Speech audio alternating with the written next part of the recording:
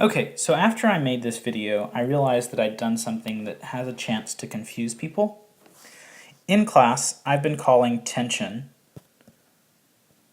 Ft, as in force of tension. And in this video, I just use the symbol T for the force from tension. So anytime you see the T in this video, that is a tension force. You may want to make that note at the top of your notes page or something, just so you can remember throughout the video when I say T, that's what we've been calling in class Ft, or the force of tension. And you'll see from what I do, it is more convenient to use just T because I'm going to assign numbers to tensions. And if I were doing Ft1, Ft2, it's a lot harder to read than just T1 and T2. So to look at these examples here. These are easier to read than these over here. Alright, that's all. Carry on. Okay, tonight's first example is really review. It's very similar to the problem you had today in class near the end. Which of the strings in this diagram has more tension, and does this make sense? So, let me explain to you how I would think about this problem qualitatively, that is without numbers, and then we'll do it quantitatively with numbers. So first qualitatively. I know that each string has its own tension, so this string here will have tension, let's say T1, and then the string that's horizontal will have a tension, let's say T2. Now, this weight, this mass, has gravity pulling on it, and so it has a weight force, Fg, down. And that has to be balanced somewhere because this thing is just hanging there. And remember that up forces equal down forces, and left forces equal right forces. So, in these two vectors, there has to be some vector pointing up to balance the weight force. This vector, T2, right here, is only pointing in y. So let's real quick define a coordinate system. We'll call up positive y and right positive x. So this vector here is only in x. The red vector, T1, is the only one with a y component. So it must have, as its y component, a force to balance gravity. So its y component, T1y, is equal to the force of gravity, because the y's have to balance. Now because this thing is hanging at some angle, there is also an x component. So T1 also has some x component to it. And that T1 must balance T2, because left forces have to equal right forces. So T1, the x component, or T1 cosine theta, is equal to T2. Whereas T1 sine theta is equal to the force of gravity. And if we put those two vectors, those two component vectors together into the red resultant vector, it will definitely be bigger than the blue vector, because the red vector contains both the blue vector here and weight. So its resultant vector, that red vector, must be bigger than both T2 and the weight by themselves, and therefore the string at an angle has more tension. Now let's do it with some math. Alright, let's go ahead and say that we know some things about this situation. Let's say that this angle here, theta, let's say theta is 30 degrees, and I'm just making these up. Theta is 30 degrees. And let's say that this block has a mass of 10 kilograms. So mass of 10 kilograms. And immediately from the mass, I can find the force of gravity. Fg equals mg equals 10 kilograms times about 10 newtons per kilogram. So Fg is 100 newtons. So there is a downward force here from gravity of 100 newtons. Now, let's actually find the tension in either string. Let's call this one T1 and this one T2. That might be backwards from what I did last time, but we'll call the one on the left T1 and the one at an angle T2. So we know that the y component of T2, T2y, must balance weight 100 newtons. And the y component of T2 is T2 sine theta, y component. Therefore, 100 newtons equals T2 times the sine of 30 degrees, and therefore we can find the tension in T2. So T2 is 100 newtons divided by the sine of 30 degrees. If you do that in a calculator, you'll find that T2 is 200 newtons. Okay, so that is the tension in T2. We eventually want to compare it to T1. Remember that left forces have to equal right forces, and up have to equal down. So force, and I'm going to abbreviate this more with arrows, force up is equal to force down. Force right is equal to force left. That's what static equilibrium means. And we use the fact that the up forces have to equal when we said that the 100 newtons from weight has to be balanced by the y part of T2. So now we know that the x part, which is all of T1, so T1 is all in x, we know that T1 has to balance the x part of T2. So let me make a little line, because this isn't going to take up much more space. I just said that T1, the horizontal line, has to balance the x part of T2, which is T2 cosine theta. Remember, sine gets you y, cosine gets you x, as long as your angle is measured from x, which this one is, measured from x. So T1 is 200 newtons times cosine of 30 degrees. And if you do that out, T1 is about 173 newtons. And we can clearly see that T2 is bigger than T1. Therefore, T2, or the line labeled T2, has the most tension.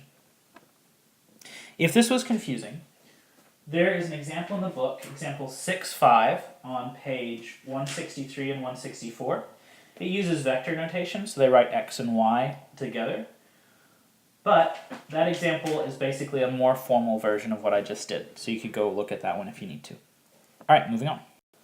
This one, we're just going to do qualitatively. There's no need to do it quantitatively.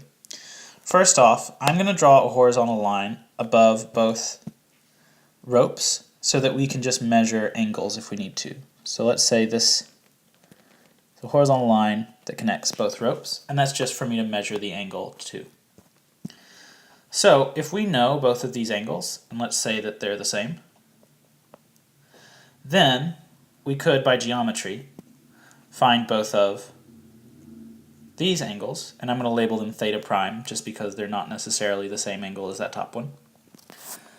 And we know both of those angles are the same. So if we took the weight component and broke it apart into its x and y components and figured out how much each of these have to pull, because their angles are the same, that was really the main part of finding those angles. Because their angles are the same, their component parts have to be the same because they're just balancing out this down force, and therefore the tension must be the same. Same angles, one object, same tension. And ultimately it all came down to the angles with respect to the horizontal were the same. That's pretty simple. Hopefully doing the two theta and theta primes didn't confuse you. All I wanted to show was that if these angles are the same, then these angles are also the same, which means that the component parts of each vector are the same. Because if we took the sines and cosines of theta prime, Sine and cosine doesn't change just because we're working on opposite sides of this example. Okay, moving on. All right, this next example is really hard and potentially the most important because it's going to show you a whole bunch of uses for sines and cosines. So buckle up and get ready. I unfortunately have a really hard time seeing the answer to this example without plugging in numbers. And so even if I was asked a question, if someone just said, hey, which string do you think has more tension? I would have to go draw this diagram and then plug in numbers, which is exactly what I'm going to do here. So I'm going to draw a line, a horizontal line that we can measure angles with respect to. And all that is allowing me to talk about the angles of each of these ropes. Now I don't know what those angles are, but the one on the right is clearly bigger than the one on the left, and it's clearly not bigger than 90 degrees. So I'm going to call this 70 degrees, and I'm going to call this one 20 degrees. I don't know if those are right, they're probably not, but I will be able to tell when I'm done which rope has more tension, because the angle on the right is clearly bigger than the angle on the left, so I've done that. And now let's set this thing's mass at 10 kilograms. And in the previous example, when I set its mass at 10 kilograms, we found out that the weight from that is 100 newtons. All right, now I need to recall the important facts that up forces equal down forces, and there's a reason I'm leaving so much space, and that left forces equal right forces. The reason I left so much space is so that I can now separate out my up and down forces, just like you would X and Y, and separate up my left and right forces. Okay, so we need to label these strings. Let's call the one that's 20 degrees T1, and the one with 70 degrees T2, where T represents tension. My up forces will be the Y part of each of these ropes.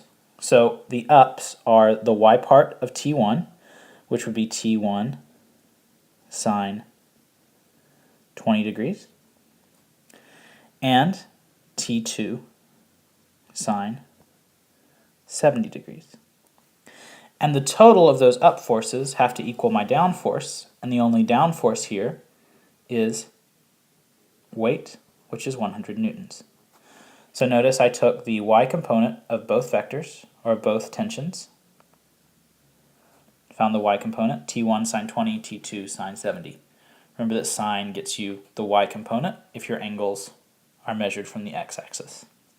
All right, left force. So my left forces would be the x part of T1, since its x component clearly points to the left. And the x part of T1 would be T1 cosine 20 degrees. And my right force would be the x part of T2, since its x component clearly points to the right. So that would be T2 cosine 70 degrees. Now you're understanding why I gave you that sine cosine tangent sheet to work out over the week, because these are really important for the rest of the year. All right, now I basically have two equations. The ups have to equal the downs, the lefts have to equal the rights. So let's put it together. From up equals down, I have T1 sine 20 degrees plus T2 sine 70 degrees is equal to Fg, which is 100 newtons. So notice I just brought the Fg here along with the equal sign. Okay, that's my up forces equation, and I know that that has to be true. All right, and rewriting my left and right forces, T1 cosine 20 degrees equals T2 cosine 70 degrees. So notice really I've just split these into x and y, whereas up and down are the y part, and left and right are the x part. Kinematics might be coming back to haunt you right now. Always split up into x and y. And I can't solve either of those equations. Both have two unknowns, T1 and T2. So what I have to do is use one equation to solve the other. So I'm going to solve this bottom equation because it looks easier. I'm going to solve this one for T1. And that's an arbitrary choice. I just picked it. Here we go. To find T1, I need to divide both sides by cosine 20. So T1 is T2 times cosine 70 degrees divided by cosine 20 degrees. And now I can plug in this T1 that I found right here for this T1 right here in the upper equation, and then I'll have an equation that just has T2 in it. So, rewriting that top equation, T1 is now T2 cosine 70 degrees divided by cosine 20 degrees plus, oh, nope, not plus yet, times the sine of 20 degrees, which is just from right here, plus T2 sine 70 degrees, and that equals 100 newtons. So notice I set up my two equations using F up equals F down, F left equals F right, and now I'm just solving them from algebra. So if you're ever curious how to set up these problems, the key is using F up equals F down, F left equals F right. It's a lot less mysterious than kinematics. There is a clear step here. You set up equal to down and left equal to right, and you just go with algebra. Okay, so I can find the numbers that cosine 70 over cosine 20 times sine 20, this whole, let me choose a different color so you can see what I'm talking about, this whole kind of mess of stuff right here. I can find the number for that and find the number for this, and then we'll find T2. I'm going to clean this up on the next slide though. Okay, so let me show you what I did to clean this up. I took cosine 70 over cosine 20 times sine 20, and just using the calculator found out what all that leads to, and I got 0.12. And then I took sine 70, found out what that is, and it's 0.94. So now my equation is actually pretty easy. I can add together the two T2s, and I'll get T2 plus their coefficients, or the numbers with them. 0.1912 plus 0.94 is 1.06, so I just added these two parts, equals 100 newtons, and therefore 100 newtons divided by 1.06, T2 is 94 newtons. And now we actually have this nice relationship that we wrote earlier. T1 is T2 times cosine 70 over cosine 20. So let's rewrite that real fast. T1 is T2 cosine 70 degrees over cosine 20 degrees. And I'll find out that number real fast. So I found out the number, let's sub in.